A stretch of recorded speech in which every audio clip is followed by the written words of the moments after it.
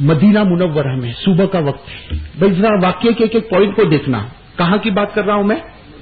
مدینہ منورہ. صبح کا بالکل سہانا وقت ہے. میں سمجھتا ہوں ہمارے یہاں کے 7-8 بجے کا وقت ہوگا.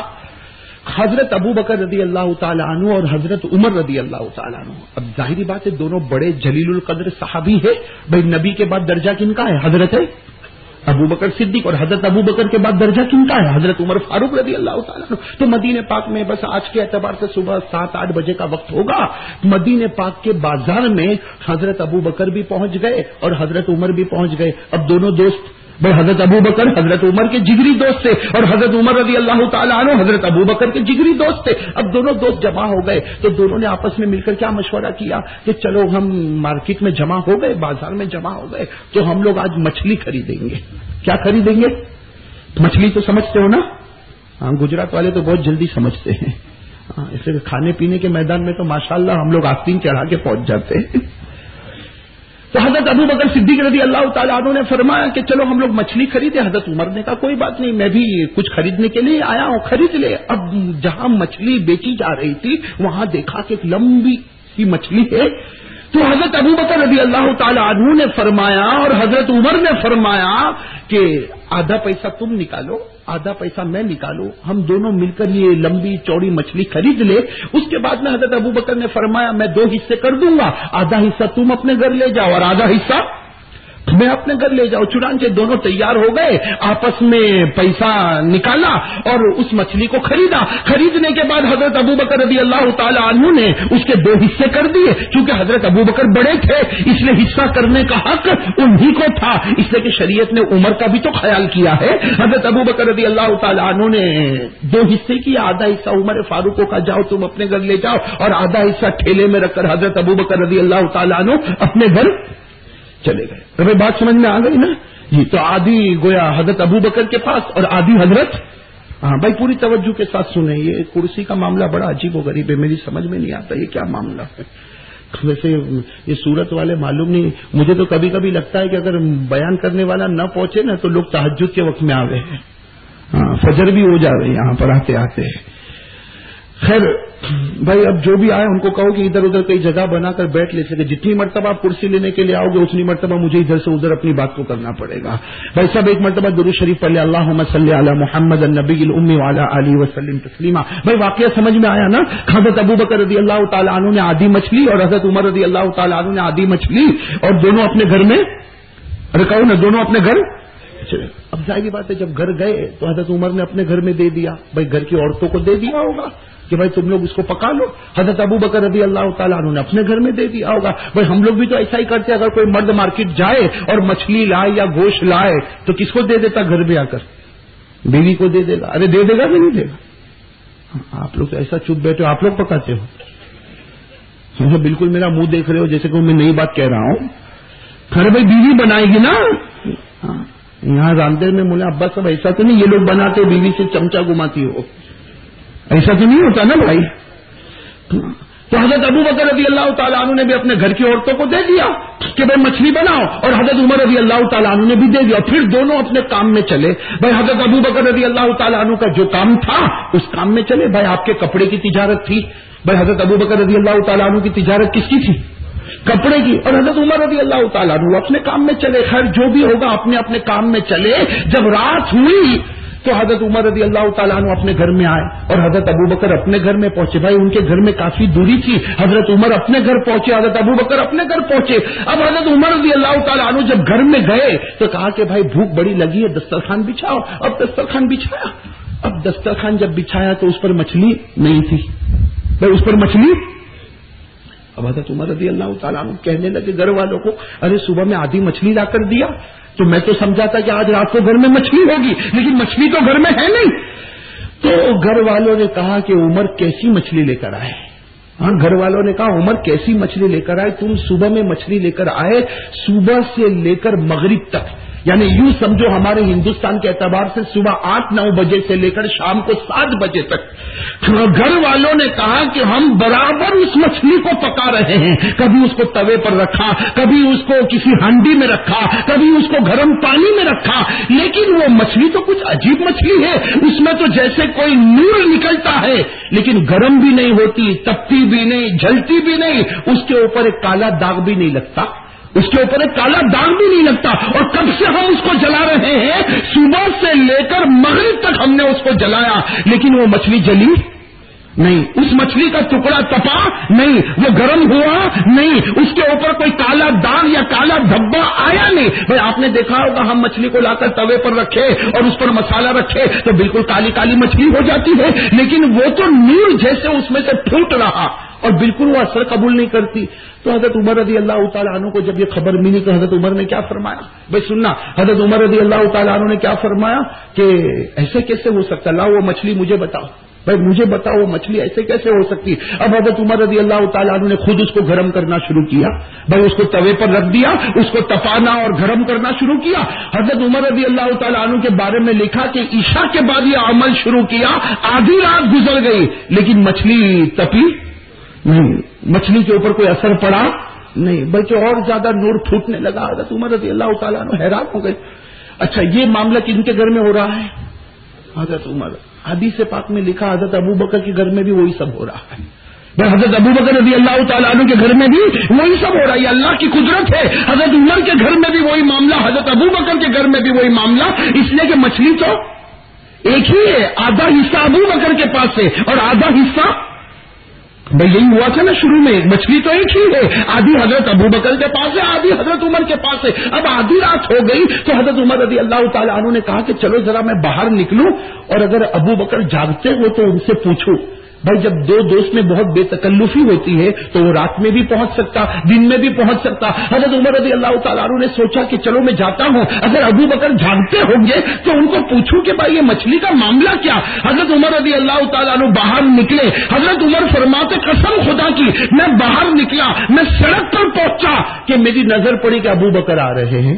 بھائی کون آ رہے ہیں؟ حضرت ابو بکر. حضرت عمر رضی اللہ تعالیٰ عنہ نے سوال کیا کہ ابو بکر کہاں جا رہے ہو؟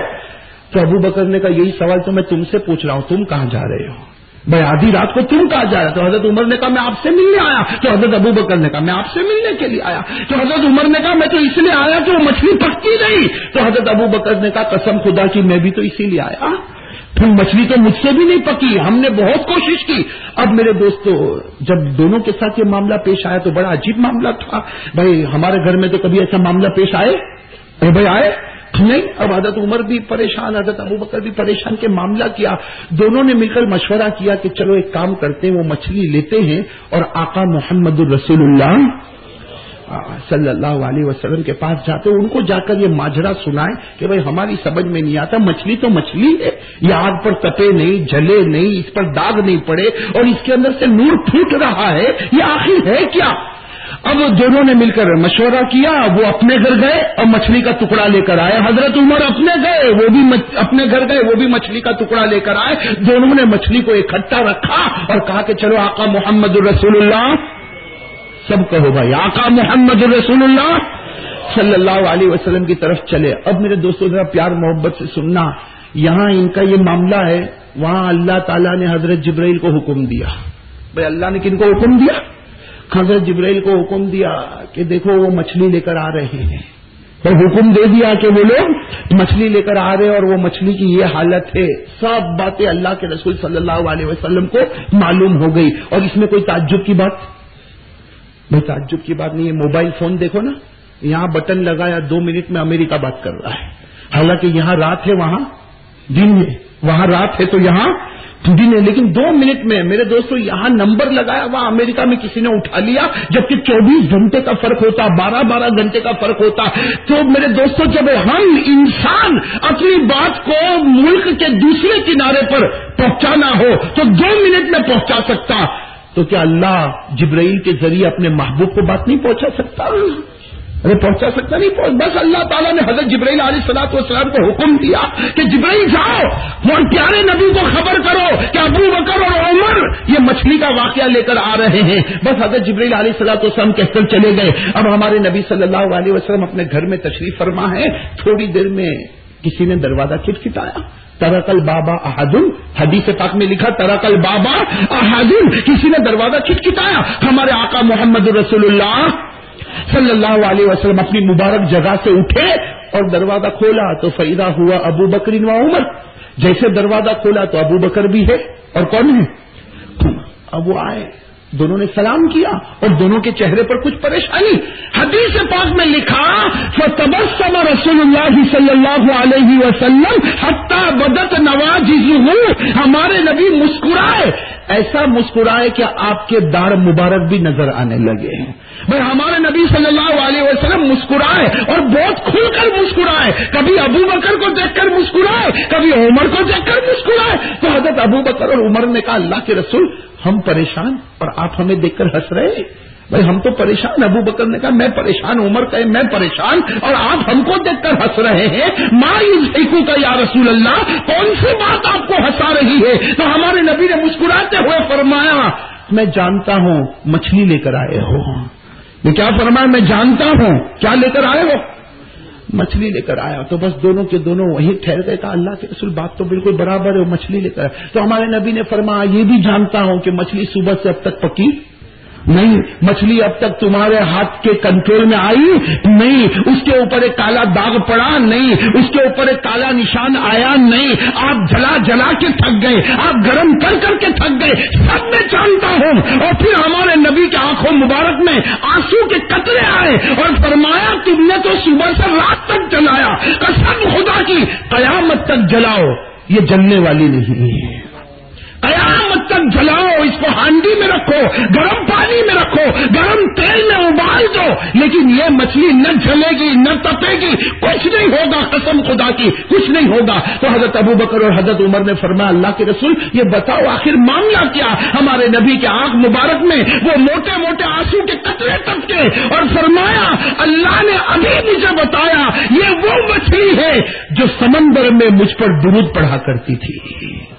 یہ وہ مچھلی ہے جو سمندر میں مجھ پر درود پڑھا کرتی تھی. میرے دوستو ایک مچھلی جب سمندر میں درود پڑتی ہے، سننا بھائی میرے سوال کا جواب دینا، ایک مچھلی جو شریعت کی پابند نہیں، جس میں کوئی بڑی عقل نہیں، جس کے پاس کوئی بڑا دماغ نہیں، جس کے پاس کوئی قرآن نہیں، جس کے پاس کوئی حدیث نہیں، لیکن وہ مچھلی اگر سمندر کے اندر جھانکے ہمارے نبی پر درود پڑتی ہے تو ہمارے نبی کے درود پڑنے کی وجہ سے اللہ نے فیصلہ کیا یہ مرے گی، کٹے گی، مگر اس کے اوپر دنیا کی آگ حرام ہو چکی ہے.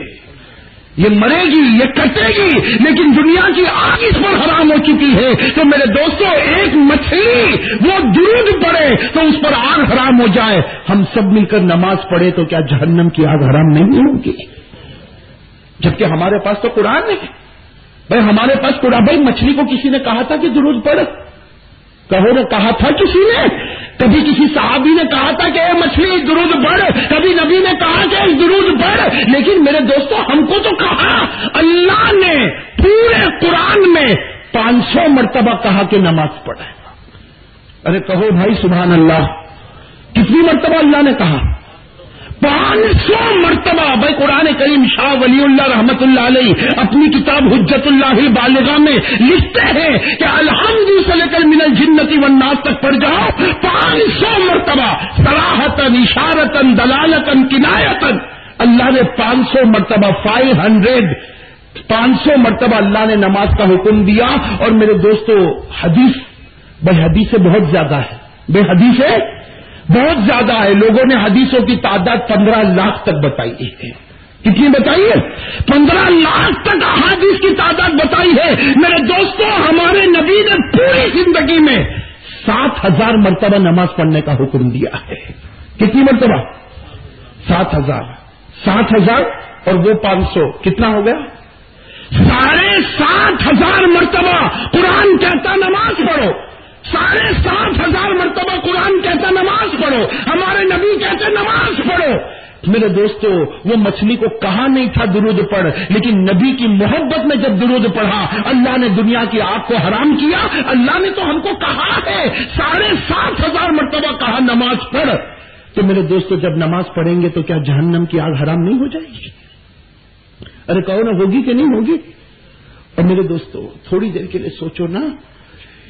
देखो मेरे दोस्तों, माफ करना मेरी बात, लेकिन कामयाबी का रास्ता तो नबी का दामन है सल्लल्लाहु। कोई माने ना माने, भाई किसी को अच्छा लगे न लगे, लेकिन मैं तो बिल्कुल साफ कहता हूं, अगर कामयाब होना चाहता है तो नबी का दामन पकड़ ले। अगर पकड़ा तो कामयाब है, जन्नत है, वरना अल्लाह जहन्नम में फेंक देगा। भाई सीधी बात है कि नहीं? आज चाहे किसी के पास बहुत पैसा हो, माल दौलत हो, किसी के पास बहुत अच्छी स्टाइल हो, कुछ भी हो मेरे दोस्तों, कुछ काम नहीं आएगा। कसम खुदा की कुछ काम नहीं आएगा। काम आएगा तो नबी का दामन काम आएगा। कयामत में एक ही सवाल होगा, नबी का दामन है तो